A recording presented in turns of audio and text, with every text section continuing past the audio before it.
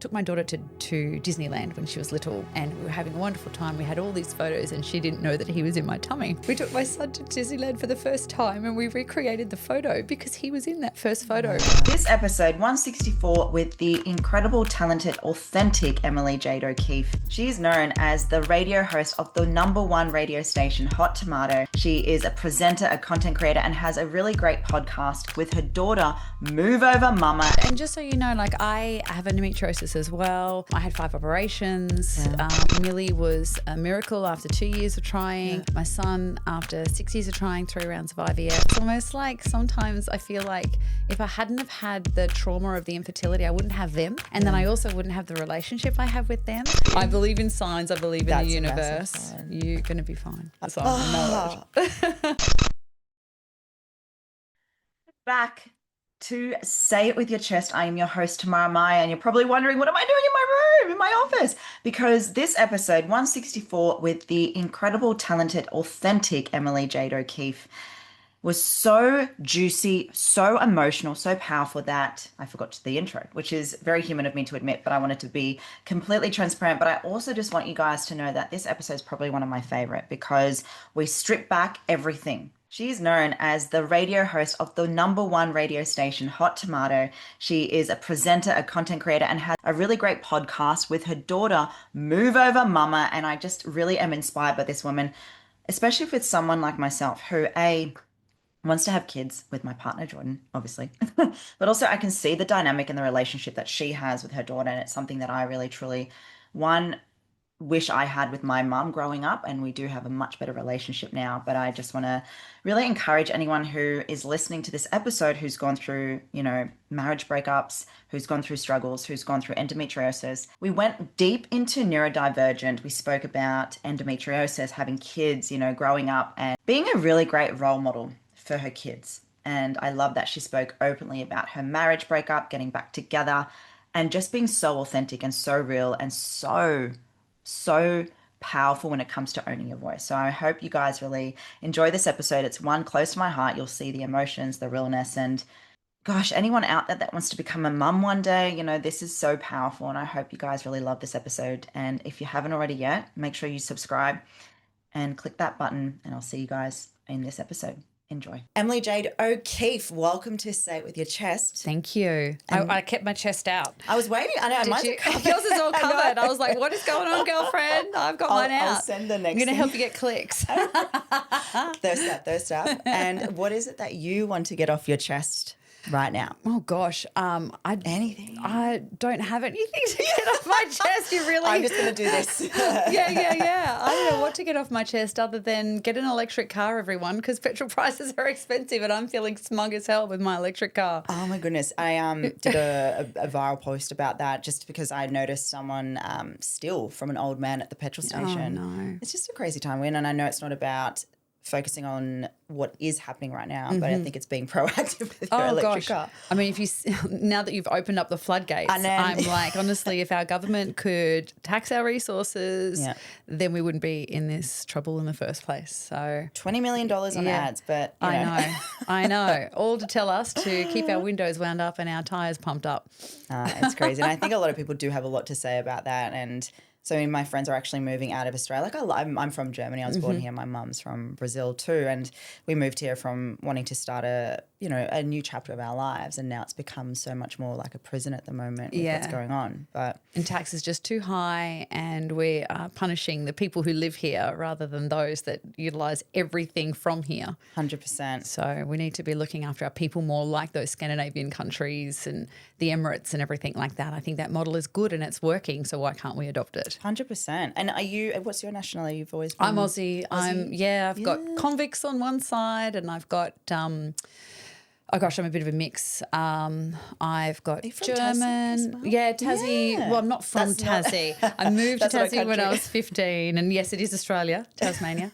My grandparents on one side are Polish Jews, but German, and then on my dad's side, Irish and English convicts. I have to say a massive thank you, and this might make me a little bit vulnerable. My partner and I were in the process of trying for kids. I just had surgery for endometriosis. And when I see you and your daughter together and the podcast that you guys have created, it is something that I can see how I want to be as a mum.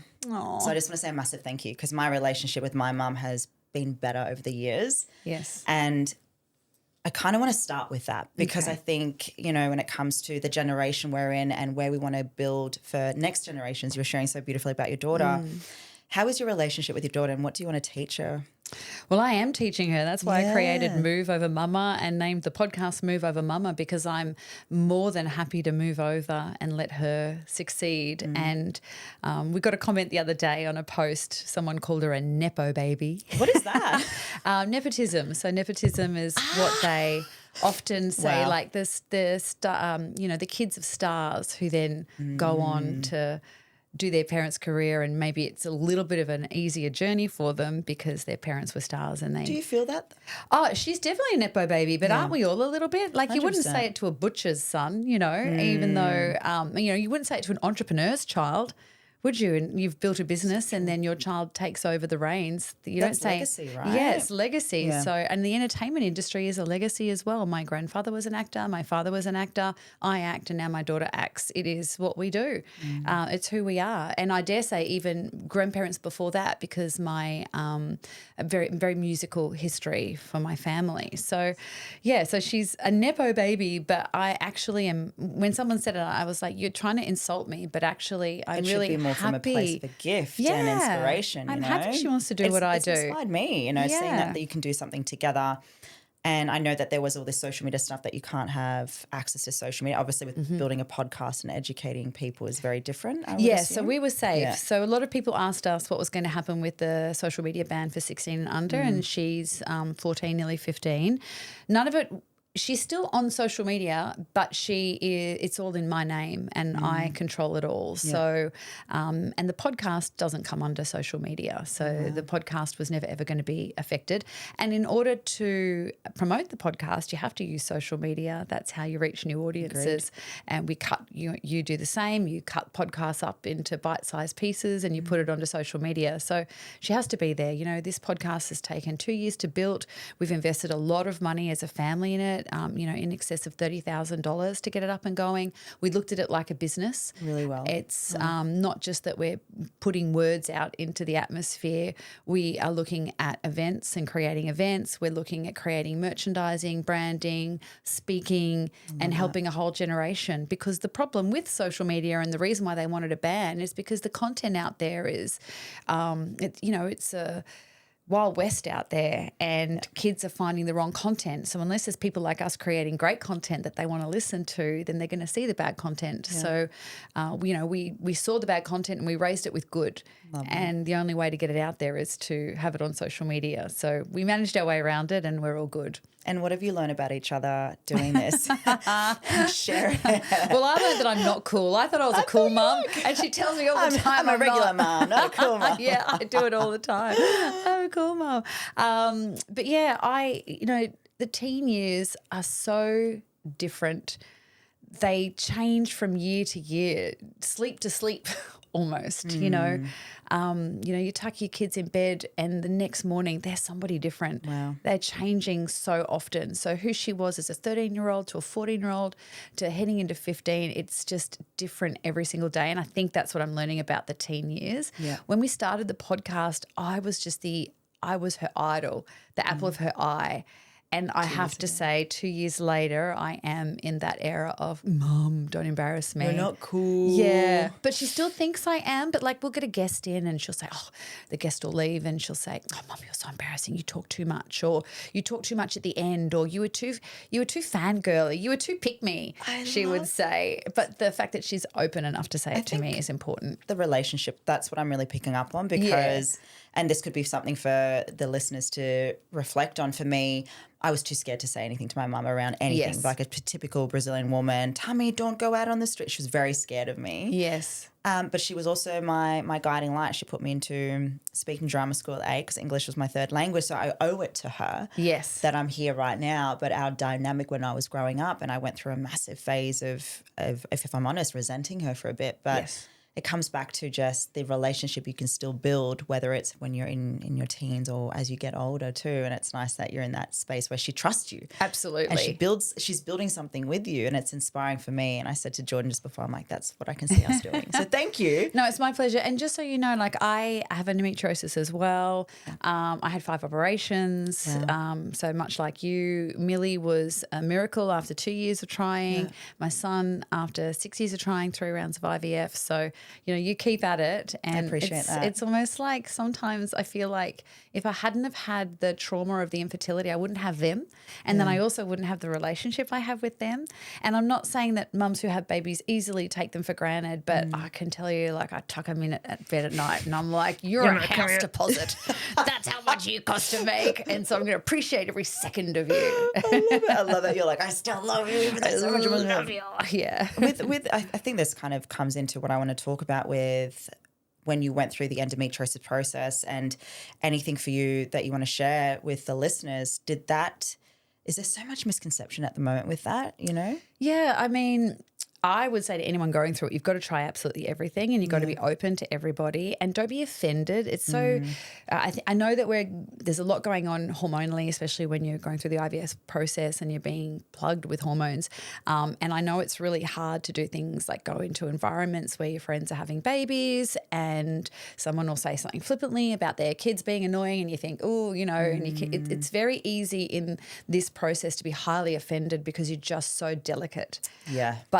But don't be. Everybody wants the best for you. Everybody wants you to have a baby. So they'll be throwing ideas at you. Have you tried this? Have you tried that? You've probably tried it 10 times. Yeah. Don't get offended. Don't get upset by it. Just take all the advice on board and try it. Yeah. It's great that you say that, just because a lot of people will project their belief from a place of, why are you doing this? You should be doing that. Yes. I'm very observant and aware, and it's not that I'm absorbing what they're saying, but I was really glad that you brought this up. Yeah, don't be offended. They're just coming from their experience, and you just work out different sentences to say, oh, I have actually tried that, so thank you. You're on the money. Well done. Or I haven't tried that. I'll have a look into it. And then in your brain going, I will never try that. I'm not covering myself in elephant poo, you know, whatever. I think there's probably so many things right now, but that just goes to show how open you are at giving advice and supporting women in that space. So thank you for bringing that forward.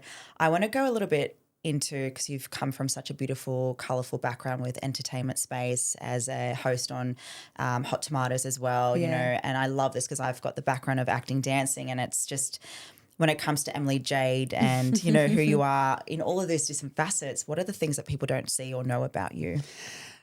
Well, that's the problem, is that everyone knows everything, because I've been in the media for 30 years. I'm so open, and it's who I was born to be, and I think it's why I've had the success that I've had.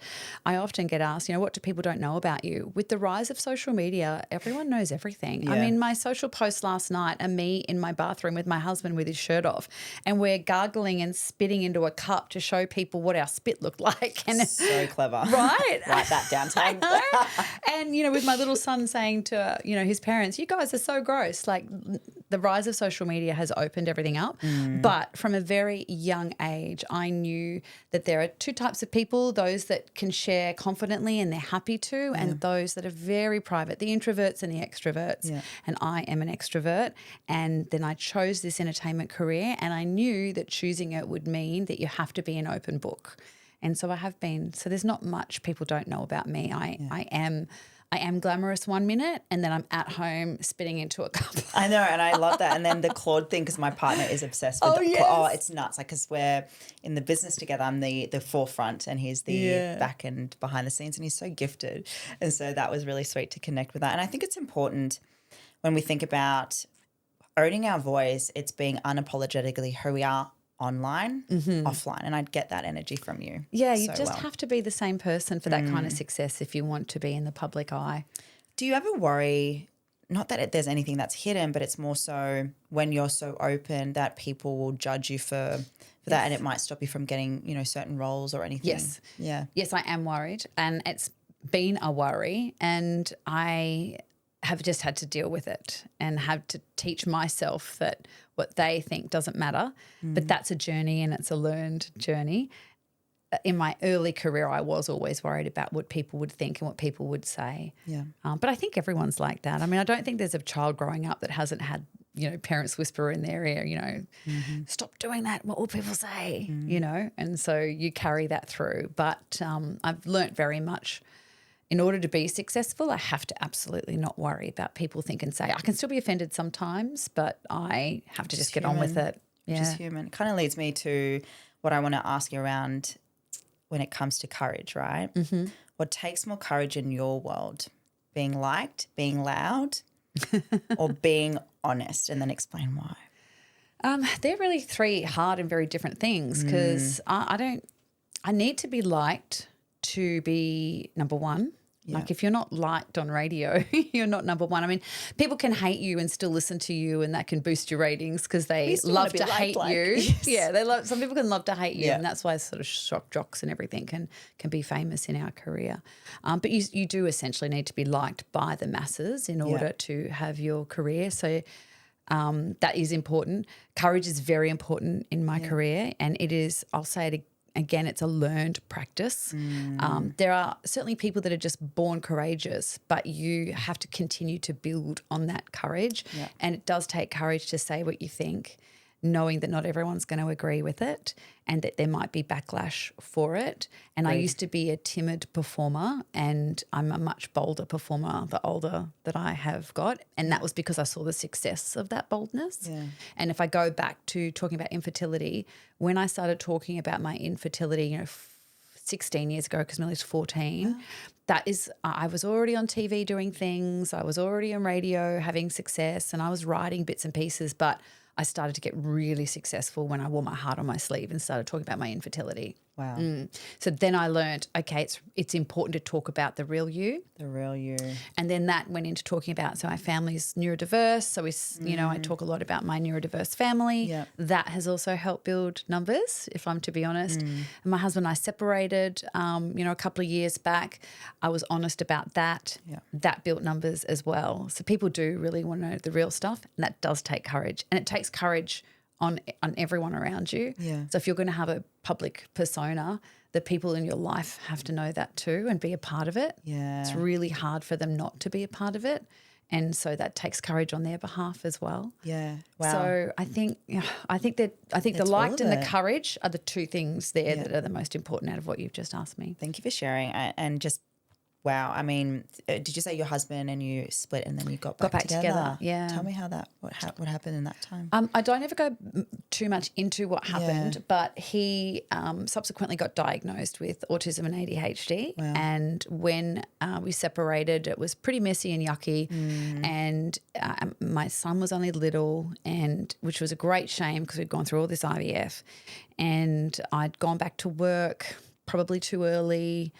I'd been on bed rest for 20 weeks for the pregnancy, so it wasn't just sort of the build up to falling pregnant and all the years of IVF. Oh gosh, it was just so much. We'd had foster children, and then they'd had to go home, so we were heartbroken from that. We'd had all the IVF, we were heartbroken from that. Then I went back to work so early, and we had to have nannies and stuff in the home, and just everything just became quite hard for all of us. Yeah. And then sort of behaviours happened. He didn't cope. We separated. And then in the time separated, he really had to dig deep into who he was, and then he went and got diagnosed. And then through that diagnosis, we got back together essentially, because then behaviours could change. My partner and I went through a very similar situation. He was diagnosed with ADHD and autism too, but just before we were butting heads. And my partner and I, he was a tradie. He worked as a boilermaker, left to start or work with me in the business. And that's when everything kind of came up, my unhealed stuff with my dad, and we nearly split. And then we went into counselling, and then we went into the diagnosis, and it was horrible because it was not horrible, but it was horrible to hear him say some of the things that I had never heard. Me too. I know exactly what you're saying. Had their self-hate for themselves. Yeah. And, I'm assuming that's kind of what you meant. It's just 100%. Yeah. But it was the best thing, and I think just hearing from what you've shared, I think people will either give up too soon or we dig deep to really come through a breaking point to find a breakthrough. And it's a blessing, even though at the time it would have been hard. I'm with you. It is a blessing. Ugh. I don't ever, and I guess that's why it's still part of the authenticity and speaking out loud about it. Two reasons why we often speak about it is because, one, we we know that a lot of people go through the same thing. Yeah. So if you hear a story that's similar to yours, you can have some hope and reach out and ask what we did and the different sorts of counsellors we tried and all that kind of stuff. And then the other reason why we share it is because a lot of times separation is like shoved under the rug, and it's if there's not people speaking up going, you can put it back together. Yeah. And here's how you do it. Then if there's not examples out there, the extroverts once again living our lives for everyone to see, then we can't inspire people to try that. It's not always the right thing for everyone to get back together, but it was certainly the right thing for us. And I think when we're thinking from broader perspectives, when people judge on you, or even if someone's done wrong, right, it's easy for me to go, I will never cheat. Yeah. But I can never now say or judge someone now for going through a relationship where there's been problems, because I've never been in that situation. Yeah, exactly. So I've come from such a different lens now. When I've nearly been through breaking up with my partner and hearing other stories, it's like, if I judge them, that's not fair on me. I need to be a person that supports that person, respects them, and still loves them regardless of what's going on. Well, in my journey, I really fell in love with Esther Perel, who is just the most amazing relationship psychologist, and she changes lives. And a part of the problem with relationships is that you're looking for the perfect partner to be your absolute equal and into everything the same, and that's just never going to happen. No. And so learning that you have to be complete in yourself and that they're a complement to your life, that's game-changing. And it's also yin and yang from what I always hear with what people are saying. But I also kind of want to bring back to what you're known for. And I think it's what comes to mind when you think of your superpower as your voice. And when did you realize your voice was your superpower? I don't think I've had a moment. I just liked it, to be honest. I just liked using my voice. I liked being on stage. When you're a kid, you love being on stage and getting the applause for everyone at the end of an Eisteddfod or the end of a musical. I was in musicals as a kid. Were you in Priscilla? Yeah, so I've been in quite a few. As a kid, I was in Annie, Oliver, Wizard of Oz, and then more recently Priscilla, Queen of the Desert, and Mamma Mia. And there's nothing like being on stage and the applause from everyone at the end, and then the adrenaline of, remembering your lines and working with a team, dancing, singing. Oh my God, it's the best. It is the absolute best. And it's the same on radio, every single day you jump in there and you turn that mic on, and because it's completely live, anything can happen. So the adrenaline of that is just absolutely awesome.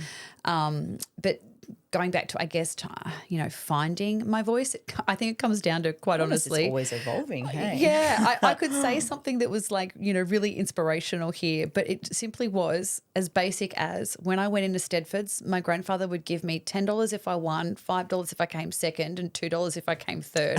And I knew that if I won, I would get $10 and I would make bank. And so I was like, I have to be perfect. I have to play the piano beautifully. I have to do the speech beautifully. I have to sing beautifully. And so I just made it my mission to be the absolute best at using my voice so that I could get $10 from Granddad. I love the fact that finding your voice is being the best. Yes. It's having that discipline as well. And talk to me more around your career when it came to having that discipline, that drive, or any setbacks or rejection, because obviously I'd imagine I've been in the performance space too. It's like, and then you step into business mode, it's the same rejection, but you're having to, self-discipline and show up no matter what. There's no one going, well, you've got an audition here for your job. No, you've just got to keep showing up. Yeah, yeah. What were some of your setbacks for you to still know that you're the best and to have that discipline? Oh, thank you. Saying that I'm the best. No, but it's own it. Queen. Look, they say you haven't really made it in radio unless you've been sacked at least once. And when I was 8.5 months pregnant, I was working for Triple M in Brisbane. Now, I launched Hot Tomato as a brand new radio station 22 years ago. I was the first breakfast announcer there. And then you always aspire to get into the city, breakfast radio in the city. So off I went to Brisbane and did that. 8.5 months pregnant, and they folded our show. And I really felt like I would not be able to get another job, because who would want to employ someone who's just had a baby. Very different back then too, right? Yeah, 14 years ago. Yeah. Like the fact that they could even just do that, they just literally wouldn't be able to do it now. But it happened to a few women at the time. It was just like, I don't know what the issue was, but it was just like, women with babies too hard. So it was just awful, to be honest, because I just went home from that day and I had a baby inside of me and I was just didn't want any bad vibes going through to her at the time. So I was like, don't feel bad, don't feel sad. But at the same time, I just was heartbroken that my industry that I loved had done this to me. And then really luckily, a woman who was the program director of the ABC rang me and said, women get women, right? Mm-hmm. I know where you're at. I want you to know your worth. And when you're ready to come back for work, I'll have a job for you. I will find something for you. And that was the best. I was able to go into having maternity leave that I never thought I was going to have, because they usually only give you 6 to 8 weeks off in radio. The hell? Yeah, I know. Crazy. And so I ended up being able to have a beautiful 6 months off with her. And then I stepped back into radio. Anyway, I was so down on myself. Yeah. My confidence was shot because I guess of also the way it had all happened. You lose your job because they say you're not good enough, And I would go into air checks. Air checks are where they listen to your show and they tell you what you can do to improve. And she would ask me, what do you think you did well there? What didn't you like? And I was so critical of myself. Yeah. I was always like, I could have done this better. I could have done this. And she would say, you're so hard on yourself. Why do you think that was? Because of the past, because of the people that had air checked me before, and wasn't good enough. Try harder. Whereas she would say, I didn't hear that. You're amazing. You know how loved you are? Do you know how much people like you? And I'd be like, oh, no, but I can do better. And she'd say, no, you just be you. So I did that for a while, and I did a maternity leave contract for a friend, and I floated around the ABC. It's very hard to kind of secure absolute full-time work, but it worked well with my family. But then Hot Tomato rang. So many radio stations I've worked for. Hot Tomato rang. They wanted me back. And this is where I found my voice. I said to them, I will come back to you and I will do breakfast again, but I have to be me. Ooh. I do not want you to tell me what to do, who to be. In radio, when they conceptualize shows, they'll say, you are this, this, this, and this, and you have to talk in these parameters. Think when you, I don't know, I mean, yeah, sorry. It's how it was. It's how it was then. You'd sit in these brainstorm meetings with all the heads of departments and they'd be like, you're the mother, wife and the friend and you're this and you're that and you're into this and, so on and so forth. But then the guy's got to be this and then the other guy's got to be this. That makes sense. And I said, I want none of that. I will come back. I will do this job, but I want to be me. Don't tell me what to say, how to say it, who to be. I'll be me. And the boss at the time was like, yeah, okay. Fine, whatever you want. We just really want to be you.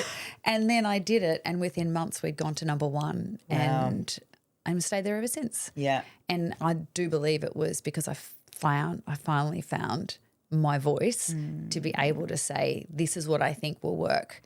If you let me do it, it will work. And then it did. And it's such a nice feeling because they asked you to come back after obviously what happened, and it's just a really great reminder sometimes what they think is right for the show comes back down to truth and who you are as a person. Obviously, there's different processes of what what Hot Tomato's about, but it's nothing without you. Well, thank you. I think also, I came back to it at a time where social media just started, and you couldn't pretend to be one thing on air and then be another on your social media. And if you wanted to compete with the world, you had to have a social, and you have to have a social media profile, I believe, in media now. Yep. You have to be accessible everywhere and you have to be the same person. It has to be cohesive. And so I came back to Hot Tomato at a time. I already had a profile. I already had a following. They wanted me because of that, as well as my years of experience. Yeah. It became, I guess, a commodity they could use. And so I was like, I can't be one thing on the radio and then another thing at home. I've got to be the same, please, and that'll work. And it did. But it's something that I really want to emphasize on, because I've gone through so many different identities of like the dancer, Tam, actor, into fitness, into a speaker, business mentor, right? And a big thing I've noticed that felt like I thought I was owning my voice, but I noticed as soon as I really let go this like wall of, this is who I am, unapologetic. I can't even say it right now. Yeah. But you know what I'm trying to say. Yeah. Hence why I started this podcast, because I used to have this fear if people saw me having a glass of red wine or going out with my friends and having dinner, they'd be like, what are you doing? I almost had this perception you had to be polished and perfect. Yes. And behind closed doors, you couldn't just be you. I feel like that was the start of social media though. Like at the very beginning of social media, everything was so polished and perfect. Yeah. And it moved on. Which is nice. Yes, and especially with the rise of AI, you know, what's real and what's not anymore. No one wants to see perfect. They don't messy. know. Yeah, they All right, want I'll crack the bottle then. Let's go. let's do it. And I think also you have to be careful. You know, you do if you're going to promote yourself as one thing, then you're going to die on the sword of that. And so you do have to be like, I'm no expert on anything. Yeah. Like I don't sit here as an expert. I'm happy to give like my life experience. Yes. Like I don't get on to socials or on air and go. And I know a lot of people do that, you know, and the beginning of social media was I'm a fitness person and this is what you do to look like me. It's like an education thing and people then realise it becomes too robotic as well. That's right. Yeah. I'm not ever going to do that. I'm like, hey, I'm a bit fit and I'm in my 40s. So if you want to be like me, this is kind of what I do. Yeah. I'm raising a neurodiverse family. I'm not an expert. This is kind of what I do. Yeah. You know, I'm in radio. I'm not the best. I'm not, you know, in Sydney, humbling. but I kind of have done it for a long time. This is what I did. I think I'd rather be that type of person. Like, don't be like me, but if you need some sort of inspiration from me, I'm not an expert, but this is what I did. It also removes the pressure and I think it kind of gives everyone else the permission slip that the less you become, you know, it makes you just become more authentic and real and relatable, you know. If you were to give people social media tips when it comes to, you know, women who may want to have more of this beautiful element of like owning their voice, you know, being authentic, because I actually did a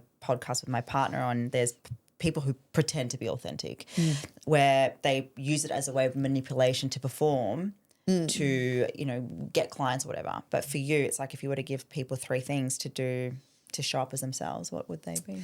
I'd just say have fun. That's the first thing. Like don't take yourself too seriously. Have fun. It's entertainment in the end. Yeah. And have fun and don't take yourself too seriously. And just keep evolving. Just because you started doing one thing doesn't mean you have to keep doing that. Yeah. Like if you're bored with it or you've moved on, I know as a woman there are so many different stages of your life. I am not the same person I was when I was 14, 15, 16, 20, 30, 40. I'm not even the same person I was probably 3 years ago, to be honest. Which is good because you're always growing and you're progressing. Yeah. Your healing probably is. Well, there's all that. And also I've got like new teeth, you know. I was the teeth are different. Send me them because I need to get mine done as well. Honestly, I change all the time. And so, my 3 tips would be have fun, don't take yourself seriously and give yourself permission to change. Yeah. And so coming back to the radio world, obviously there's a lot of stuff with like Kyle and Jackie O and it's crazy because I did not know, and you don't have to talk about the behind the scenes, but you know, you learn what, I'm like, unless you want to, but it's like what was happening then versus what's happening behind closed doors. It's like almost like a facade. I don't know how people live with pretending. Yeah, that whole situation, I won't go too much into it because it is my network and it's who pays me. But I just think the whole thing's quite sad. They were a dynamic duo and they were the, you know, king and queen of radio, and it's a bit sad that this is how it's ended for them. Yeah. No swan song, no like decision made together, no final show, no chance for, you know, their fans and listeners to say goodbye. I actually think at the heart of it all is just a really sad story. It's almost like a breakup, like a marriage breakup. It does, no one wins. Everyone's sad. Yeah. It's one of those things I thought I would just touch because it's what you see online is, well, on radio is what you realize there was more going on. But from what you're sharing is really beautiful because you get what you see with you. Yeah. I mean, I haven't had the success they've had, so I can't really comment. I don't know what the pressure would be like to have a contract that's expensive, so then you've got to deliver, to have a fan base that's that big, so people are, you know, wanting everything from you all the time. I'm lucky that I've got like an element of notoriety, I would call it, that it's really easily manageable. You know, I get asked for photos every now and then. I get recognised in the supermarket, but it's not in your face. I'd hate to be as famous as they are, and you just don't know the pressures that they have and what they're going through. I mean, obviously I love the money. I'd love to be as rich as them, but I don't know if that balances out the other complexities of their fame. Well, it kind of leads me into what success is for you or to you when it comes to where you're wanting to see the rest of this year for you, you know, what are you working on and to find that for you? Look, success truly, if I'm to be really honest, I would love the podcast I'm building with Millie, Move Over Mama, to be more successful, have more numbers. I'd like it to, you know, make money. Let's make it money, people. Podcasts are a love job, let's be real. But, I've achieved pretty much everything I ever wanted to achieve in radio, and I'd love to maintain it and stay there. I love what I do. I love my job. But if I was to think of a new goal, because maintaining a goal is often as hard as achieving a goal. I can assure you of that. The stress I feel every survey day, we get surveyed in radio. Do you look at it every day too? You can't look at it every day. So we have 3 surveys a year, and the day those results are handed down are incredibly stressful because then you are number 1 or number 2 until the next survey, and that determines how people think about you, how the advertisers spy you, and then therefore you make money and so on and so forth. So, that's highly stressful. So keeping there is a really big job. But the other success I'd like to have is for the podcast to go really well, and for my family, because it's a family affair. My husband has invested a lot in it, and he's so passionate about it. My little boy's voice is on it. My daughter is loving it, and I'd just like that to be something that would continue to grow and get successful and then take us places, if you know what I mean. Of course. Yeah. Tell me about your beautiful spicy family. My spicy family. They are spicy. We'll be making spicy families soon. Yeah. Well, it's so genetic. So I don't want to sit here and say no. I'm like, yeah, probably. You're like, I can already tell. Yeah. Look, spicy families are great. They're hard. If we talk about authenticity, you often will see me, like my son having a meltdown. He unfortunately has little meltdowns. You'll see me at the supermarket. He's having a meltdown, and I'm just having to sit in the ground and deal with it with him. And if I wasn't authentic about it, then it would probably be highly embarrassing. But now I've got to the point where I'm just like, hey, this is what's going on, and people recognise it and know. Maybe there's more understanding too now. There definitely is. Definitely is. But I don't know. My son's got ADHD hyperactive. My daughter's inattentive, ADHD, and my husband is, as I said before, autistic and ADHD. I've got 2 brothers on the spectrum. He's got brothers and sisters on the spectrum as well. There was no escaping it for us. And so that's why I guess we knew early on. Got diagnoses early on. Medication, or you guys doing? Yeah, we're a medicated family. The whole family's on the same medication. I still Jordan's Dexys sometimes. Do you? You're not meant to say that, I know, darling. Sorry. I am getting tested properly. You're not meant to say that. Authenticity. Yeah, true.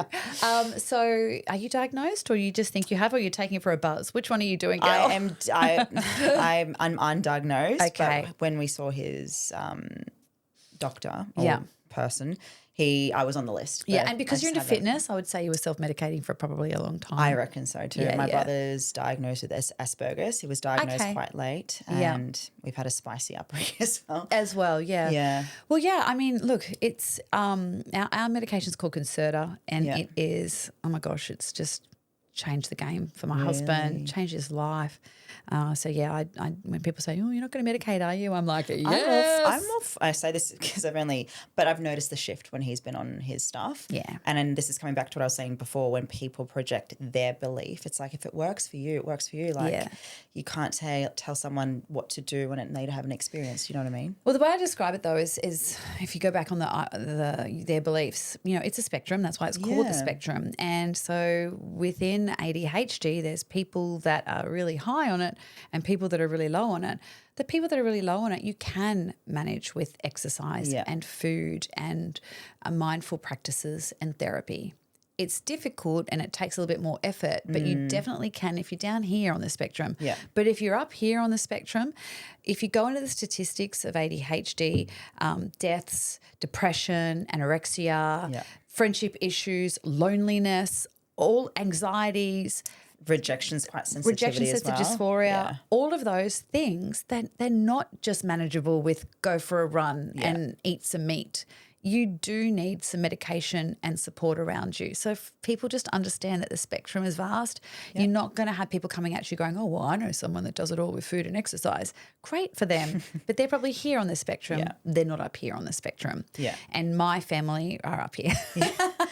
And we needed it. Great entrepreneurs. It's a superpower. Look, I don't love that word. I'm okay with people using it. I'm the entrepreneur or the superpower? The superpower. Yeah. Tell me why.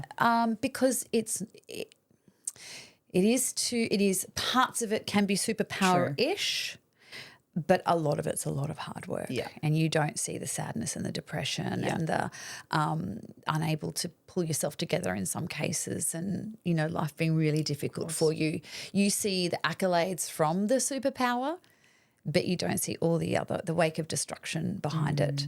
And I think that's part of the reason why I speak about it so much, because on the outside, my family might look incredibly successful. Yeah. But on the inside, there are daily struggles. And if I don't share them, everyone's just going to think we're this really lucky family. And it's actually a lot of hard work. Yeah. Yeah. And something that just came to me to really reflect on the things that you work together as a unit. What are some of those things that you guys do to keep, you know, you said it's hard work and it's worth it, right? Yes. Of course. What are some of the things that could give you listeners a bit of like that would be really helpful? Okay, so if this is for neurodiverse advice, as soon as you are diagnosed, first of all, find the greatest doctor in the world that you can. That's really important.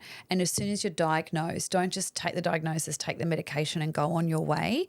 You absolutely need to have support. So we went to an ADHD marriage counsellor. That was invaluable. Yeah. Jared went to an ADHD business counsellor and still does. So important because both of those things, you know, marriage with an ADHD partner is very different to a regular marriage, and you can't take advice from a regular counsellor because there might be issues within the marriage that are purely because of ADHD, and they can only be helped if you understand the ADHD. Yeah. And it's the same in business. You might be making business decision after business decision and things aren't working for you. Like, why aren't they working? It's because you're doing some ADHD behaviours and you're undermining yourself. And then my daughter and my son will soon be, he's just a little bit little at the moment. Well, he actually, no, How old is he? He's 7. Yeah. So for him, it looks like an occupational therapist, but for my daughter, she's actually with a ADHD coach. That's awesome. So it's called an ADHD coach. It kind of takes away that stigma of you with a counsellor or you with a therapist. She's with an ADHD coach and she goes to her fortnightly. And so Millie can go to her and say, is this an ADHD behaviour, or is this a teen behaviour, or is this normal behaviour, is this not? And it's somebody with the experience to say, yeah, that's actually ADHD. So let's work out how we can fix that. I love this though. Or no, that's just normal behaviour. That's fine that happened in your life. And so just feel normal. Just when you said the marriage stuff, I was like, that would be a great thing for us. Yes. Because even through what we're going through at the moment is in the business we've hired and delegated stuff, and he's inattentive and I think I'm more hyperactive, so I can do a million things in once. And it's been really beautiful to see our communication process, but he still can silence himself quite a lot. Yeah. You know what I mean? Yes. And so, yeah, thank you. The nudge that I needed to hear that today. Absolutely. So I went to a lady called Karen Gosling, and she's here on the Gold Coast, but she does a lot of programs further, and I highly recommend her. I'm going to make sure I get that off you afterwards. But yeah, I think a lot of people need to have more stuff. She has this great saying, and this is what won me over in our very first appointment. Yeah. And we were only just getting back together as well. So I didn't even know if I wanted to get back together and want this a part of my life. But I also knew he was going to be a part of my life, right, because I had 2 children with him. Yeah. So it was one of those things. I loved him so deeply, but I couldn't continue to love the behaviours. Yeah. And so they're different. And that's a part of counselling, is understanding the behaviour and the person. Anyway, she said to me, we sat down and she's like, right. And she had his diagnosis and I'm not diagnosed. And she said, okay, this is what this whole session, this whole process is going to be about. We're going to work out what's ADHD and what's asshole. And I was like, okay, I like you. You're hired. And she was like, some behaviours look like they're being an asshole, but they're actually being ADHD. And some behaviours, they're just being an asshole. That is amazing. I hope that helps. It will definitely help writing this one down. I've got 2 more questions for you, Emily Jade. You've been an absolute pleasure having you. Thank you. The one that comes to mind, because it's just been such a spicy mix, is what has vulnerability taught you about being heard? Everything. Vulnerable is a superpower. If we're to go we back can use to that word. Yes. Being vulnerable is definitely a superpower. I am, as a performer, as an entertainer, I'm liked more, I'm loved more, I'm listened to more, I'm cherished more, I'm everything more, to be honest. So being vulnerable is really, really important. And I'm really glad that we're moving towards a society that understands that vulnerability is that superpower, and that the more we're honest with ourselves and then with the people around us, then the happier you're going to be. And that's something I've learned through counselling as well. Wow. You know, vulnerability is the opportunity to say, I'm not happy, or I'm not comfortable, or I'm not nailing this, and for the other person to say, that's okay. Wow. And that's powerful. Thank you. And if we were to circle a year from now, we were having another conversation. Yes. What do you want to be saying to me and yourself that you've been able to achieve a year from now? Okay, I guess I've got a teen daughter, so I hope I'm able to say she still likes me. She still wants to hang out with me. She becomes a Marvel superhero. It's like a breakup, honestly. It's like a slow breakup, but I know it's a part of life, and she's got to move on and have her own life, and a part of that teen journey is the eye rollings and whatever. But if I was to I might be pregnant. I might have a baby. I hope you do. I hope for you. I'm hoping to. I hope for you. I get really emotional about it, so hopefully we can celebrate that together. I get that emotional too. As soon as someone says to me they're trying for a baby and they've got endo or polycystic ovarian or whatever, my whole body hurts. Like that's my trauma and my PTSD. Yeah. My whole body hurts for you. But you just keep going and, try everything. Yeah. There's there's a Shakira song, Try Everything, Try Everything. That is the IVF theme song. Wow. It's the IVF theme song. And here's a little quick story to end on. Because success in 12 months actually just kind of looks like my life now. I'm very happy in my life. But I took my daughter to Disneyland when she was little with some friends. They were living over in LA. And I didn't tell her at the time, but I was finally pregnant. And we found out right before we went to America. And then we were like, do we cancel the trip? Blah, blah, blah. We're like, no, we've got this trip planned, because that's IVF and that's the fertility journey. You're so cancelling things often. Yeah. You got to cancel for a transfer, cancel for you might be pregnant and then you're not, cancel for, a curette, all the different things. We're like, no, we're not cancelling this. So we went to our first trip to Disneyland and we were having a wonderful time. We had all these photos and she didn't know that he was in my tummy.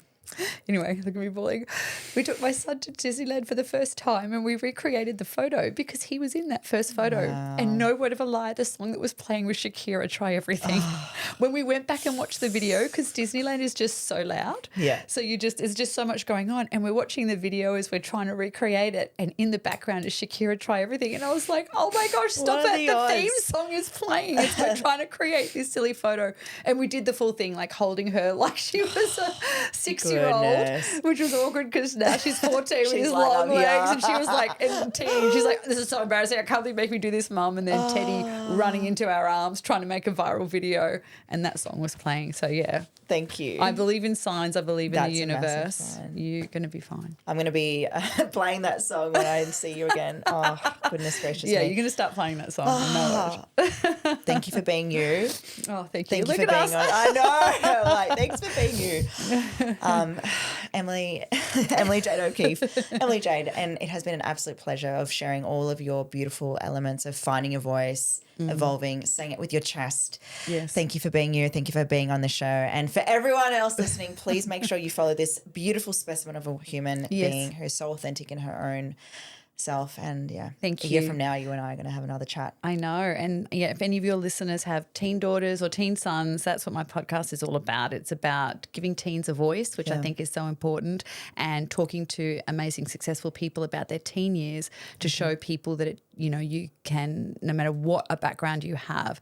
We've got people on there that have had the most awful upbringings and have become successful, and those that have been blessed and still been successful, and they share their stories, and we really hope that it gives teens inspiration to go and live their best lives. Make sure you drop the where we can find you, and just move over Mama, go and have a look at it. It's the #1 teen podcast in Australia. Not that I can measure it on any other teen podcast because there are none. So that's still hold that title. So that's why I say no one start one. I say it's the #1 because it's the only one. Oh, thank you so much for being here, and everyone else. I am your host, Tamara Meyer, and this is Say It With Your Chest.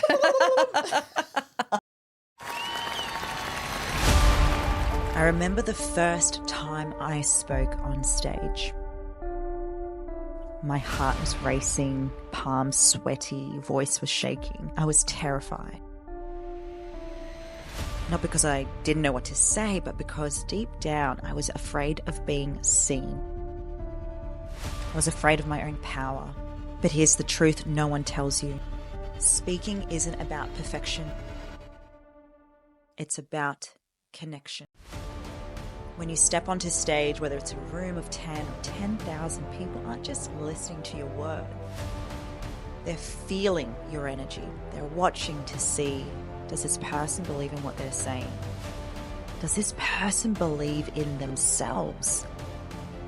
The power to command a room comes from owning your story, not performing a script. That's what amplifies your voice, and that's what creates impact. I spent years shrinking myself, dimming my light, thinking I had to sound like everyone else to be taken seriously. The moment I let go of the performance and I chose to lead with my truth, my voice changed, my business changed, my life changed, and that's what I want for you. Because when you learn to speak with authority, to lead with conviction, to show up as the fullest, boldest version of you, you don't just inform, you transform. Own your message and create the kind of presence that moves people into action, because your voice is your greatest asset. It's time to use it. So if you're ready to stop shrinking, if you're ready to step into the leader you were born to be, join me at Show Up and Speak Live. The mic is waiting, the world is waiting, and so am I.